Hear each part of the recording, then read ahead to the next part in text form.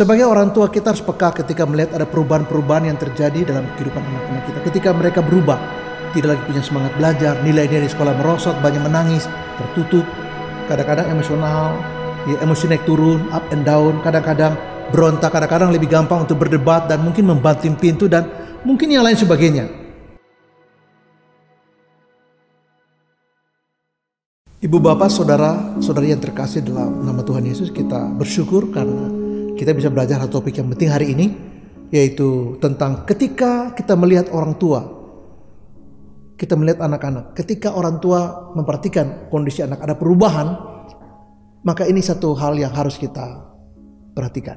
Itu tema saya. Untuk itu saya baca satu ayat dari tulisan Paulus kepada Timotius 2 Timotius pasal 3 ayat 15. Saya baca buat kita. Ingatlah bahwa dari kecil engkau sudah mengenal kitab suci yang dapat memberi hikmat kepadamu dan menuntun engkau kepada keselamatan oleh iman kepada Kristus Yesus. Nah, ini nasihat Paulus kepada Timotius, mengingatkan dia bahwa sejak kecil Timotius sudah dididik oleh neneknya dan ibunya Eunike dan Lois untuk mengenal kitab suci.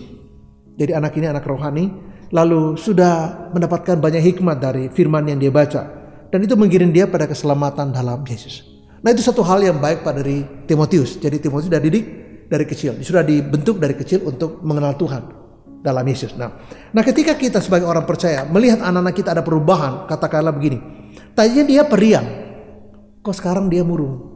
Ketika dia dulu rajin belajar, dia nilainya bagus, kok sekarang nilainya menurun sekali, prestasi akademinya menurun ya.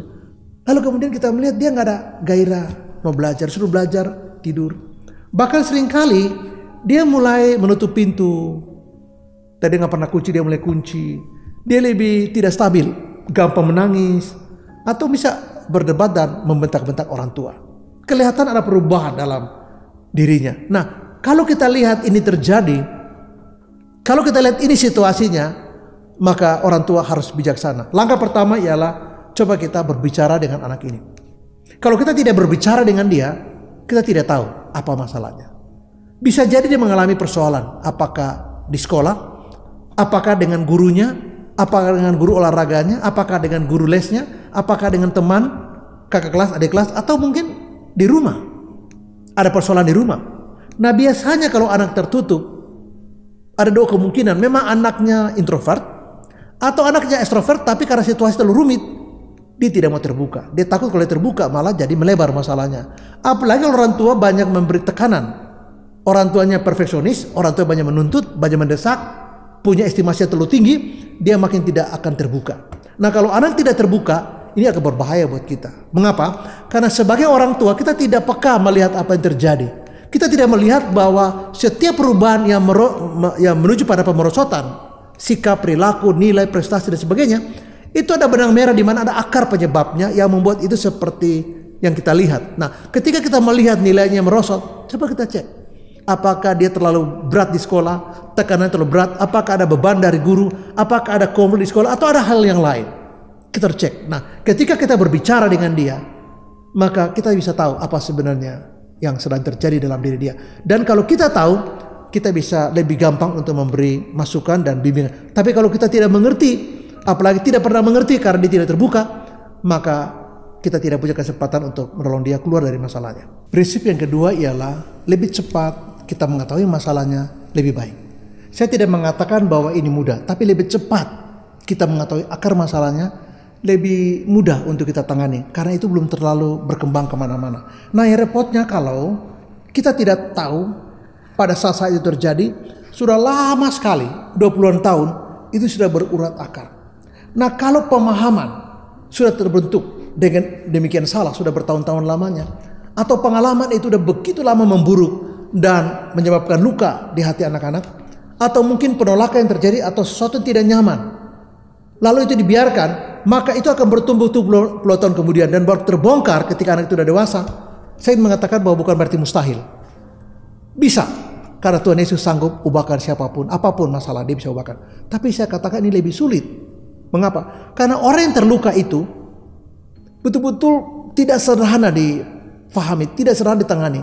Karena apa? Karena luka yang sudah mendalam itu, saya tidak mengatakan bahwa luka itu lebih hebat daripada kuasa Tuhan, bukan. Kuasa Tuhan lebih hebat dari apapun juga, termasuk luka batin. Tapi orang yang terluka itu biasanya ada penolakan yang kuat. Pemikiran terjadi negatif. Misalnya, kalau kita suruh dia mengampuni orang yang telah melakukan kekerasan seksual misalnya. Atau kalau kita suruh mengampuni orang yang telah melukai dirinya pada waktu kecil. Dan itu sudah berurat akar, tidak pernah beres.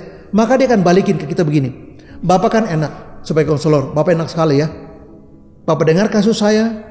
Bahwa saya pernah mengalami pelecehan seksual waktu saya umur katakanlah kelas 5 SD 11 tahun. Lalu Bapak dengan mengatakan, udahlah maafkanlah. Tuhan juga memaafkan. Saya tahu itu benar. Tapi Bapak tidak tahu apa yang saya alami. Bapak tidak tahu bagaimana saya menangis di tengah malam. Bapak tidak tahu bagaimana saya berkali-kali ingin bunuh diri. Bapak tidak tahu bagaimana hancurnya rasa malunya, menderita batinnya seperti apa. Bapak tidak tahu itu. Bapak tidak mengalami itu kan. Terus Bapak datang suruh saya memaafkan dia. Jangan-jangan Bapak kerjasama dengan orang itu supaya saya dinasihati untuk maafkan dia. Itu enak dia Pak. Enak aja dia udah berbuat lalu dia dimaafkan oleh saya. Lalu saya apa Pak? Bapak pernah memikirkan nggak apa yang saya alami? Bapak pernah merasakan nggak apa yang saya rasakan? Bapak pernah nggak menyelami perasaan, pikiran, batin saya, hati saya hancur seperti apa, pikiran kacau seperti apa? Bapak pernah Pak sedikit menyelami bagaimana saya berkali-kali ingin bunuh diri, entah saya ingin loncat dari gedung, entah saya ingin tabrakan kepala saya ke bis atau kereta api. Bapak pernah nggak membayangkan itu, menyelami itu, memasuki perasaan saya seperti itu? Nah biasanya mereka menjadi lebih negatif dan biasanya tidak gampang untuk mendengar masukan. Kenapa? Karena luka itu terlalu lama bercokol di situ. Kepedihan itu, kepahitan itu terlalu lama membentuk sebuah pemahaman yang salah, sehingga bagi dia dunia ini tidak layak untuk dia tinggal lebih lama. Dia tidak punya lagi beban untuk hidup terlalu lama, tidak punya semangat berjuang. Dia menarik diri, isolasi diri, dan seringkali itu menjadi tidak baik. Kenapa? Karena terlalu lama dibiarkan, pada ujungnya sudah tidak gampang ditangani. Jadi yang kedua adalah lebih cepat kita tahu masalahnya, lebih cepat kita menemukan akar masalah.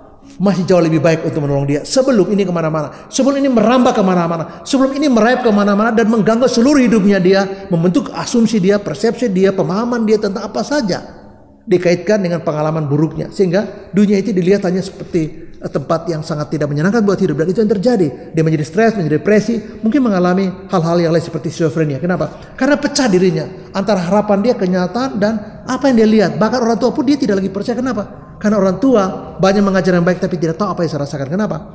Karena orang tua tidak pernah tahu. Ketika saya mau terbuka, mereka yang ada malah menyalahkan saya, jadi saya diam. Nah ketika kita tidak tahu dan ini berlama-lama tidak diselesaikan, saya katakan ini akan memburuk sekali dalam kehidupan dia dan ini tidak baik buat dia. Masa depan dia akan hancur. Jadi lebih cepat diketahui masalahnya, lebih cepat ditangani, akan jauh lebih mudah daripada dibiarkan terlalu lama. Akan menghancurkan hidup anak ini. Iya. Waktu kita melihat kasusnya, kita memahami akar persoalannya, kita bicara dengan dia dengan baik, kita coba menemukan akarnya dan kita coba selesaikan. Maka yang ketiga ialah bantulah untuk menemukan solusi yang terbaik buat dia. Nah, saya beri contoh, ada satu kasus di mana seorang anak itu tidak lagi mau belajar. Nah, tapi karena orang tua itu mengerti, orang tua itu bertanya, sebenarnya Dek, apa sih yang kamu persoalkan? Apa kamu tidak suka dengan jurusan ini? Sebenarnya bukan dia tidak suka dengan jurusan, dia sangat suka dengan matematik dan fisika. Tapi rupanya dia tidak suka dengan gurunya. Nah, kalau kita paksakan itu nanti akan jadi bumerang buat dia. Opsinya adalah dia harus pindah sekolah. Atau dia bicara baik-baik dengan kepala sekolah tentang kasus ini. Kalau tidak akan sangat berbahaya. Anak itu akan sekolah tapi dengan tekanan yang berat dalam jiwanya. Dan itu bisa membuat dia jadi stres dan depresi. Nah, coba kita lihat. Kenapa anak itu misalnya tidak lagi berminat untuk belajar.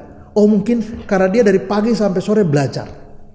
Pagi dia belajar, pulang dia tidak sempat, ke rumah dia langsung les ini, nanti setelah itu dia les ini, nanti ke malam dia masih les itu. Jadi bukan cuma dia belajar di sekolah, tapi dia les matematik, les fisika, les bahasa Inggris, les Mandarin, dan malam dia les musik. Jadi anak itu diforsir begitu rupa sehingga pada tingkat tertentu di SMA, dia sudah malas untuk sekolah. Karena bagi dia sekolah itu adalah penderitaan. Orang tua barangkali yang perfeksionisme ingin anaknya semua bisa. Dia akan rencana sekolah ke luar negeri, jadi bahasa Inggris digenjot, bahasa Mandarin juga tidak kalah, dipaksa. Ya, lalu kemudian dia harus belajar fisika, dia harus belajar matematik, tapi dia malam harus les piano klasik. Jadi terlalu berat. Memang orang tua bisa fasilitasi dia, orang tua bisa bayar guru les dan bisa bayar fasilitas dan bisa sediakan buat dia. Tapi jangan lupa bahwa anak-anak itu pun punya daya tahan. Kalau pola belajar sejak kecil begini, percayalah satu hari akan boring. Satu hari dia akan bosan dan dia merasa bahwa dia hanya alat untuk kepuasan atau kebanggaan orang tua tanpa melihat bahwa ini beban yang sangat berat. Dia tidak punya kesempatan main.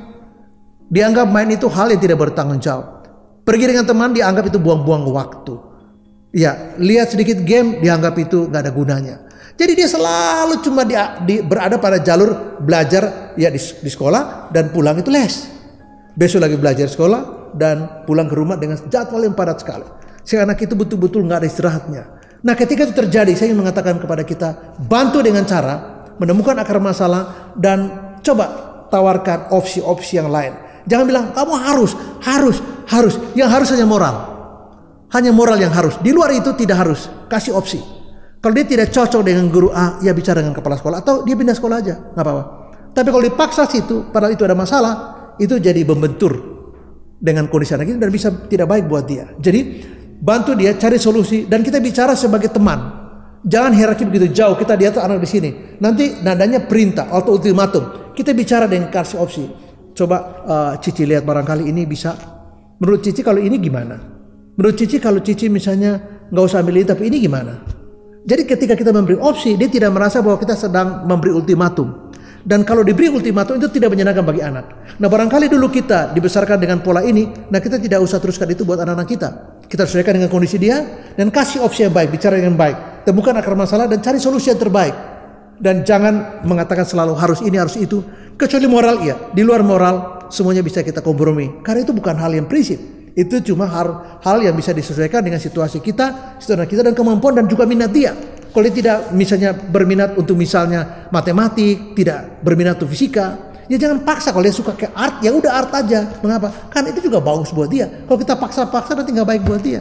Dan untuk itulah kenapa saya katakan kita bantu sebagai seorang teman. Walaupun kita orang tua, kita bergaya sebagai friendship buat dia sehingga dia lebih nyaman terbuka tanpa ada beban. Dengan begitu, kita bisa menemukan solusi yang terbaik buat anak-anak kita.